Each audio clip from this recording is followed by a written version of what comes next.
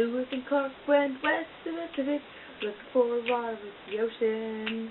Louis was just an officer, doing stuff for Jefferson, and Clark was his friend. And one day Jeff came down to talk to them about some business. Tom started talking, exclaiming in his voice, travel to the west, make friends with the natives, and record all the plants.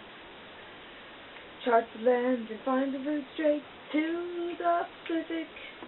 If you succeed, it'll make you proud beyond your wildest dreams. But if you fail, may God have mercy on your soul. Now Lewis and Clark were scared. They bravely accepted the challenge.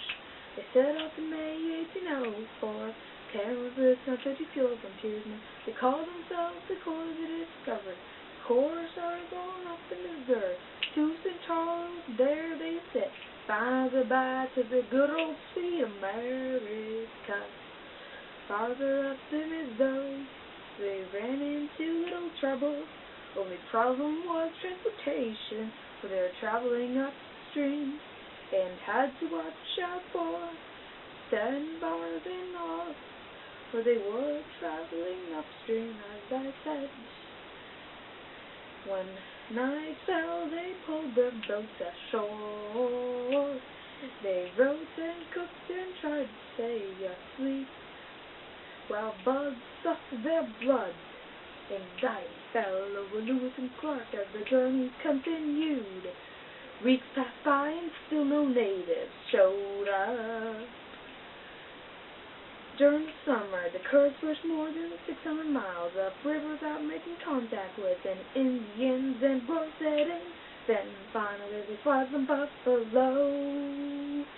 That means Indians were nearby, 'cause Indians used them for food, clothing, and tools, which Lewis knew 'cause he said them. He interpreted to translate. He spoke of the U.S. and how they now owned all the land, which natives have lived on for hundreds of years. You would imagine there'd be much fighting, 'cause if a stranger tried to take their land, strangely the Indians were kind, and offered them much help. The best person they met was their girl named Kajuia, a member of the Shoshone. She guided them, she interpreted, she showed them edible fruits and veggies. Even her brow gave them horses to get over the mountains. Speaking of which, there were some huge mountains named the Rockies, which they had to pass. It was surely the most difficult part of the journey, but they somehow made it past and rode down the Columbia River, straight to the Pacific. Along the way, they met the Nez Perce clan. They also were very kind and lended them many supplies to get to the Pacific. And after a rigorous journey, in November 1806, Lewis and Clark saw the beautiful Pacific Ocean.